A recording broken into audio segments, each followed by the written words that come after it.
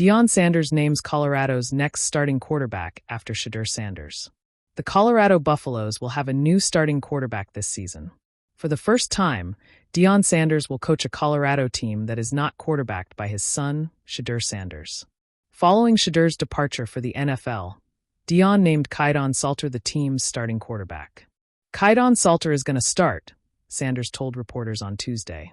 The kid has a ton of experience, dual threat, can throw the heck out of the ball as well. He's the guy. Salter has been in a quarterback competition with freshman Julian Lewis, who was a 5-star recruit and the number 12 overall recruit in ESPN's 2025 recruiting rankings. Salter, the more experienced quarterback, has won the job after 4 years at Liberty. Last season, Salter completed just 56.3% of his passes for 1,882 yards, 15 touchdowns, and 6 interceptions.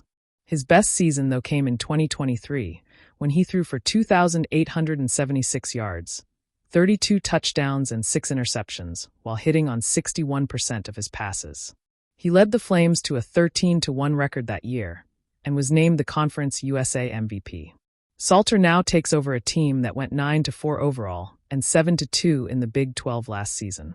Though Lewis will not be the starter, Sanders does hope for him to see time on the field.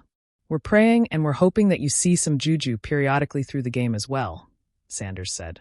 "We would like to get him some reps as well, but the game predicates that." Salter will make his first start for the Buffaloes on Friday as they take on Georgia Tech. The stadium held its breath like a long, collective exhale. The grass still smelling of late summer, the banners whispering in a warm Colorado wind. On the podium, lights haloed Deion Sanders in that impossible glow he seems to carry by default. Equal parts swagger and sermon, cleats and chapel. Cameras blinked. Phones lifted. Somewhere in the stands a brass section, out of habit, played the opening of a march that had nothing to do with the moment and everything to do with the build-up. "Family," Deion began, and the pause that followed was not stagecraft but promise. "We've been through a lot. We built something that can't be taken away. A standard." He paced like a storyteller, hands painting the outline of the program he'd inherited, refined, and baptized in pure, uncompromising energy. Then he smiled, the smile of a man who'd spent a lifetime making statements, on fields, in locker rooms, on national stages. "It's time to name the next leader." This was not, strictly speaking, a naming. It was a handoff, ceremonial, inevitable, and dramatic as sunset over the Rockies. For months rumors had fermented. The quarterback who would carry the legacy, the cadence, the swagger of what Colorado had become.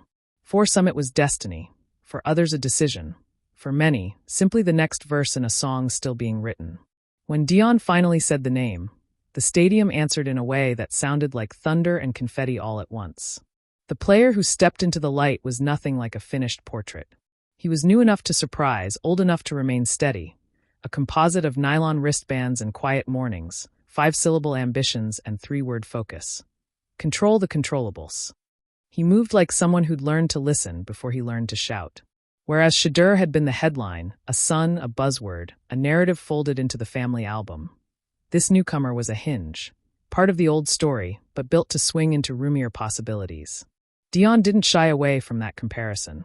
"Shedeur wrote chapter after chapter for this place," he said, voice thick with both pride and the unforgiving logic of the game. "But now the team needs its own voice. This kid, he's ready to speak for them." In the weeks that followed, the campus turned into a theater of rituals. Students painted their faces, professors referenced audibles in lectures, and the local coffee shop renamed a latte after the new QB, hot, bold, with a hint of sugar. "Because tradition needs a little sweetness," the barista explained. Teammates who had once been anonymous to casual fans suddenly turned into footnotes of an origin story. The center who snaps with sermon-like calm, the receiver who runs routes like punctuation, the defensive back who believes in alarms and answerability. Practice fields, under late afternoon gold, became laboratories where identity was rewritten.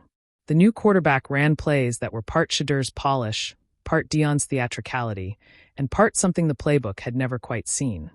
Improvisations that trusted the defense to overcommit and the receivers to improvise poetry. Coaches watched as if seeing a blueprint for a new kind of offense, one that would bend without breaking and sing without trying too hard. Fans, too, had to learn a new love. For a while some treated the new signal caller like a placeholder. a name on a roster waiting to be replaced, but that shifted as he began to place the ball not just where defenders weren't, but where the receivers believed they could be. Confidence breeds trust. Trust breeds tolerance for the inevitable fumbles of growth. By mid-season, Chance had shifted from prime to something more inclusive, a rhythm that folded the past into the present and the present into a hum that sounded suspiciously like hope. There were stumbles. There always are. A late interception that felt like a headline, a missed read that sparked a storm of social media takes. Deion handled them the way he handles everything, with a kind of theatrical humility. "Mistakes are tuition," he told the gathered press, a line that would be tattooed on the team's whiteboard for the rest of the year. "You pay to learn." What made the season remarkable wasn't flawless winning. It was the shape of how the team lost and how they learned to get back up. The new quarterback never tried to be Shedeur. He refused the ghost of comparison by learning the lessons that comparison could not teach. Patience in chaos, humility in praise, the quiet skill of getting up earlier than everyone else to practice a throw others said wasn't glamorous. He developed rituals of his own. A nod at the line that meant "see me." A glance at the stands to a kid with a cast, a moment after each touchdown spent searching the crowd for his parents. Deion watched all of it with the measured pride of a man who loves the process more than the applause. "People want the highlight reel," he told the locker room after a narrow win that tasted like a breakthrough. "But the tape that matters is the one with the mistakes. That's the one that teaches you how to be great." At season's end, the record did not tell the whole story. They hadn't gone undefeated, and they hadn't captured every trophy. What they had done, under the vast, changing sky, was secure an identity that could live beyond a single household name.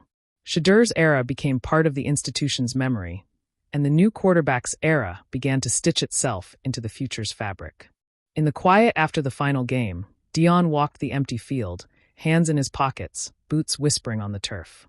He paused at the 50-yard line and looked toward the mountains, toward horizons that seemed to dare anyone who looks at them to become bigger. He smiled, not at the moment he'd engineered, but at the moment he'd enabled. Players who had learned to lead, a campus that had learned to rally, a community that had learned to pass the torch without letting the flame gutter.